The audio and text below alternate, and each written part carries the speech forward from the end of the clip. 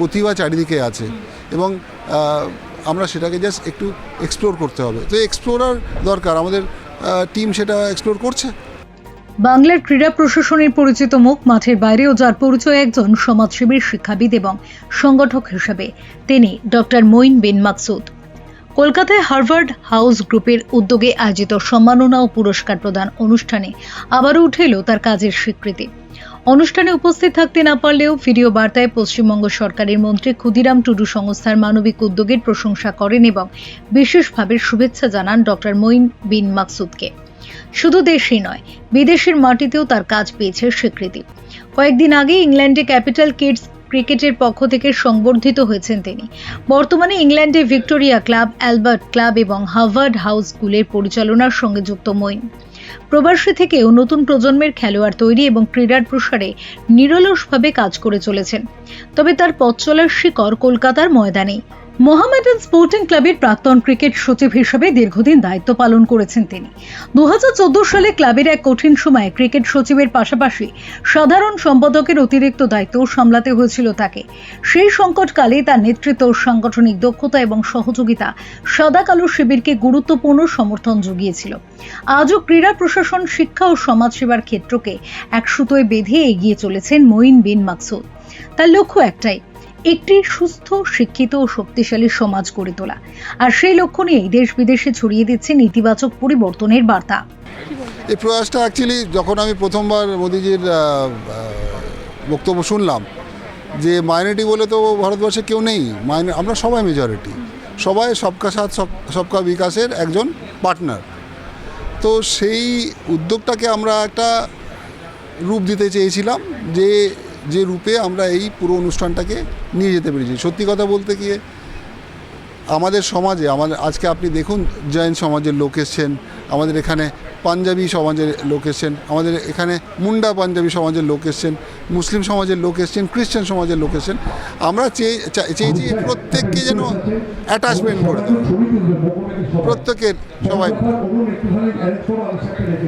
দেখুন, সবচেয়ে বড় ভাবনা চিন্তা, আমরা আজকেই কথা বললাম আমাদের মাইনরিটি সেলের যিনি ট্রেজারার, তিনি আমাদের একটা 10 একর জমির কথা জানালেন।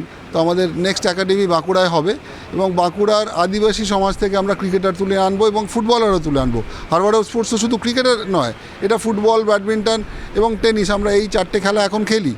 তো আমাদের এই 4টে খেলাতেই আমরা ওখানে, এবং আমাদের সাথে এত শিল্পপতিরা আজকে এসছেন, তাদের মধ্যে 2জন এনআরআই এসছেন, তারা এগিয়ে এসছেন যে আমরা স্পন্সর করব, আপনারা করুন। জায়গা জমি যখন পাচ্ছি তখন কাজ করতে তো কোনো আপত্তি নেই। দেখুন, আলটিমেটলি যেটা খানিকক্ষণ আগে জিয়ারুল সাহেব বললেন যে প্রতিভা চারিদিকে আছে এবং আমরা সেটাকে জাস্ট একটু এক্সপ্লোর করতে হবে। তো এক্সপ্লোরার দরকার, আমাদের টিম সেটা এক্সপ্লোর করছে।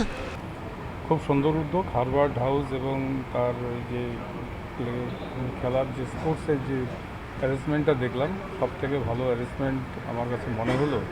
এরকম ব্যক্তিগতভাবে এরকম একটা ভালো মাঠ নিয়ে বিভিন্ন ধরনের ক্রীড়া অনুষ্ঠান করা এবং প্রীতিদের তৈরি করা, এটা সাংঘাতিক আমার কাছে মনে হলো। এর জন্য মঈনবাবুকে আমি ধন্যবাদ জানাচ্ছি।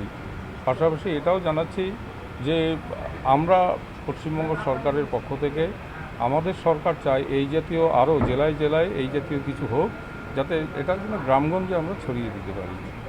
আর মঈন ভাইকেও বলবো যে উনি যদি বা পারে আরও কিছু জেলাকে যুক্ত করে তার কাজের পরিধি বাড়ানোর জন্য, সেটা তো অবশ্যই আমরা কাম্য করি এবং আমরা চাই যে খেলাধুলার মান থেকে শুরু করে আরও বিভিন্ন সাইড থেকে আমরা যেন এগিয়ে যেতে পারি বাংলা।